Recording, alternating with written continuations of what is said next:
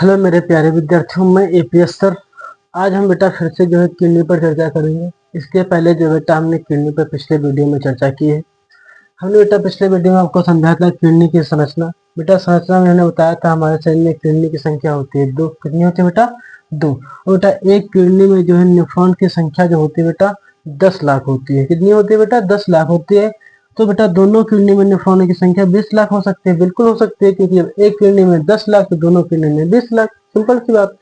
अब देखो बेटा, हमने बोला था किडनी में क्या होते हैं? नेफ्रॉन। क्या होते हैं? नेफ्रॉन। बेटा हमने क्या किया, इस नेफ्रॉन एक नेफ्रॉन को हमने बाहर निकाला। क्या किया? एक नेफ्रॉन को हमने शरीर से बाहर निकाला और क्या किया, इसको सूक्ष्मदर्शी द्वारा हमने क्या कर दिया, जूम कर दिया। जब बेटा हमने जूम किया तो इस पर जो ये संरचना बेटा हमें पहले ये संरचना दिखी, फिर बेटा मुझे ये संरचना फुल्ली दिखी। बेटा जो आपकी ये जो संरचना दिख रही है गुच्छे बेटा, इसको बोलते हैं ग्लोमेरुलस। क्या बेटा बोलते हैं? ग्लोमेरुलस। बेटा ये जो ग्लोमेरुलस होता है ये क्या करता है, रक्त को छानता है। बेटा हमने आपको पहले पिछले वीडियो में बताया था किडनी जो क्या करता है, रक्त को छानता है। लेकिन किडनी के अंदर कौन, नेफ्रॉन भी होते हैं बेटा, वो क्या करते हैं, रक्त को छानते हैं। तो बेटा ग्लोमेरुलस जो होता है बेटा रक्त को किस क्रिया द्वारा छानता है? अल्ट्रा फिल्ट्रेशन, या फिर इसको हिंदी बोलते हैं निस्पंदन क्रिया द्वारा रक्त को छानता है। बेटा ये क्या करता है, जब रक्त को छानेगा तो रक्त में विटामिन, खनिज, लवण सबको छाने लेगा। क्या करेगा? सबको जब छाने लेगा तो ये घुसी आ जाएगा। कौन? बोलने सब के गधे। छानना है तुमको भाई, जितनी अशुद्धियां हैं वो छानिए। विटामिन तो हमारे शरीर के लिए उपयोगी है, खनिज भी हमारे शरीर के लिए उपयोगी है, लवण भी हमारे शरीर के उपयोगी है। तुम लवण विटामिन सबको छीने ले रहे हो, छाने ले रहे हो, तो ये गलत बात है। तो ये क्या करता है, इनसे जो है ब्लड को ये छीन लेगा। क्या करेगा? ब्लड को छीन लेगा। जब ब्लड को बेटा छीन लेगा तो इसे कहेगा, अगर तुम शरीर के जो उपयोगी पदार्थ नहीं थे उनको अगर छानते तुमसे ब्लड नहीं लेते। तुम तो विटामिन भी छीन रहे हो, खनिज भी और लवण भी सबको छान लिए हो, ये तो शरीर के उपयोगी है। तो एक काम करो, तुम ब्लड मुझे दो। ये ब्लड इनसे ले लेगा। जब ब्लड बेटा ये ले लेगा तो ये क्या करेगा, पुनः अवशोषण करता है। क्या करता है? पुनः अवशोषण करेगा और अपोहन विध डायलिसिस, अपोहन विध डायलिसिस विध द्वारा जो है इस रक्त को छानेगा और जितनी गंदगी होगी उनको क्या कर देगा, शरीर रक्त में छानेगा। जितनी गंदगी होगी बेटा उसको जो है अलग कर देगा, और जो विटामिन और खनिज और लवण होंगे उनको जो अलग करके शुद्ध रक्त में भेज देता है। बेटा हम कह सकते हैं जो बोमेन संपुट होता है ये रक्त को पूरी तरह शुद्ध कर देता है। तो इसमें से जो गंदगी बेटा होती है जो यूरिया में मिलकर मूत्र के रूप में मलाशय में एकत्रित होता रहता है, जो हम समय समय पर शरीर से बाहर कर देते हैं। हम बेटा उम्मीद करते हैं आपको समझ में आएगा नेफ्रॉन की संरचना। अब आगे हम चलते हैं। अब बेटा जाते हैं पेशाब के घटक। पेशाब जो बेटा होता है इसको मूत्र भी कहते हैं। पेशाब के बेटा घटक में देखो बेटा, जल हमारे मूत्र में जो होता है 95% होता है। कितना होता है? 95% होता है। और बेटा यूरिया, यूरिया बेटा जो होता है मूत्र में 2% होती है। कितनी होती है? 2% होती है। बेटा इसकी प्रकृति जो होती है मूत्र की वो अम्लीय होती है। कैसा होता है? अम्लीय होता है। और बेटा जो है इसकी प्रकृति अम्लीय होती है। बेटा इसका पीएच मान, बेटा पीएच का फुल फॉर्म होता है पोटेंशियल ऑफ हाइड्रोजन। क्या होता है? Potential of hydrogen. बेटा इसका पीएच मान होता है 4.5 से 4.5 से 7 होता है। कितना होता है? तो हम कह सकते हैं मूत्र का पीएच मान कितना होता है? 4.5 से 7 होता है। बेटा इसमें मूत्र में गंध एक अजीब प्रकार की गंध आती है, जो किसके कारण आती है? अमोनिया के कारण आती है। जिन व्यक्तियों में अमोनिया अधिक होगी उनमें गंध अधिक आएगी। अब बेटा देखते हैं मूत्र का पीला रंग किसके कारण होता है? बेटा मूत्र का पीला रंग होता है यूरोक्रोम के कारण। किसके कारण होता है? यूरोक्रोम के कारण होता है। बेटा ये आपके क्या थे? मूत्र के घटक थे। अब बेटा पहले पॉइंट पर बेटा हमने चर्चा की पेशाब, पेशाब या मूत्र के घटक। जल की मात्रा 95%, यूरिया की मात्रा 2%। प्रकृति कैसी होती है? अम्लीय होती है। पीएच का फुल फॉर्म बेटा पोटेंशियल ऑफ हाइड्रोजन होता है। मूत्र का पीएच मान होता है बेटा 4.5 से 7 होता है। गंध जो बेटा होती है इसमें अमोनिया के कारण आती है। पीला रंग बेटा जो होता है इसमें पीला रंग बेटा जो होता है यूरोक्रोम के कारण आता है। पीला रंग बेटा यूरोक्रोम के कारण होता है। अब बेटा देखते हैं वक्र से संबंधित बीमारी। बेटा जो हमारी किडनी होती है इसमें हर तरह की बीमारी हो जाती है, जो आपको हम जो है इस बोर्ड पर दर्शाए हुए हैं, देख लिया आप लोग। तो बेटा हमारे जो किडनी होती है उसमें बेटा पथरी भी हो सकती है, और यूरेनिया बीमारी, गाउट, किडनी खराब, ये सारी बीमारियां हो जाती है। बेटा जो पथरी होती है बेटा हमारे शरीर में जो होती है कैल्शियम ऑक्जिलेट की बनी होती है। काहे की बेटा पथरी बनी होती है?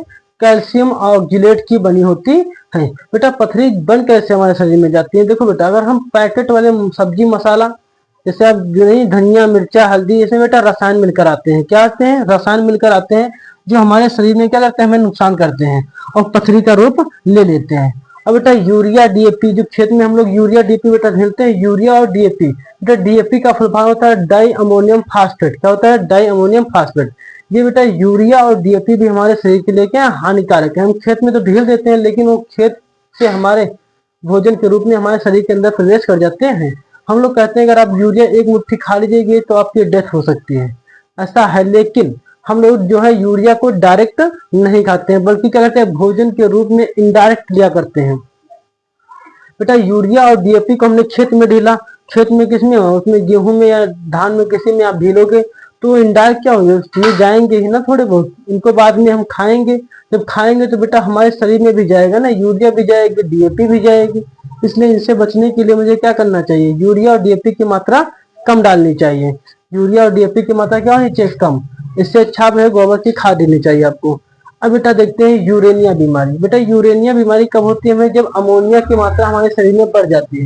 ये बेटा निशान किसको दर्शा रहा है, जब इसकी मात्रा ये जो ऊपर की तरफ है क्या अमोनिया की मात्रा बढ़ जाए। जब अमोनिया की बेटा मात्रा बढ़ जाती है तो उसे हम यूरेनिया बीमारी कहते हैं। क्या कहते हैं, यूरेनिया। इस बीमारी से ग्रसित जो व्यक्ति होता है उसके पेशाब से बेटा जो है अधिक बीमारी आती है। इसके मूत्र से अधिक क्या आती है, गंध आती है। हमने आपको पीछे बेटा बताया है जो गंध किसके कारण आती है, अमोनिया के कारण। तो यहाँ पर जब अमोनिया की बेटा मात्रा बढ़ जाएगी तो गंध भी क्या अधिक आने लगती है। तो बेटा हम उम्मीद करते हैं आपको यूरेनिया समझ में आया होगा। अब बेटा आपके तीसरे नंबर पर आती है गाउट। कौन आती है, गाउट। बेटा इसको हम गठिया रोग भी कहते हैं। गठिया रोग बेटा कब मुझे हो जाता है, देखो बेटा गठिया रोग मुझे जो होता है ग्रीस की कमी से हो जाता है। किस कमी से, ग्रीस। अब वो तो दरवाजे वाली ग्रीस नहीं होती है, वो बेटा हमारे जो अंदर शरीर में पाई इसको होते हैं साइनोवियल ग्रीस। कौन सी है ग्रीस, साइनोवियल ग्रीस जो होती है इसकी जब मात्रा बेटा कम पड़ जाती है। ये निशान किसको दर्शा रहा है, जब इसकी मात्रा कम हो जाए। जब साइनोवियल की बेटा मात्रा कम हो जाती है तो यूरिक एसिड की मात्रा बढ़ जाती है। क्या होती है, यूरिक एसिड की मात्रा बढ़ जाती है। अगर मान लो बेटा किसी दरवाजे में हम ग्रीस लगाए रहे तो दरवाजा आराम से खुलेगा, बंद होगा।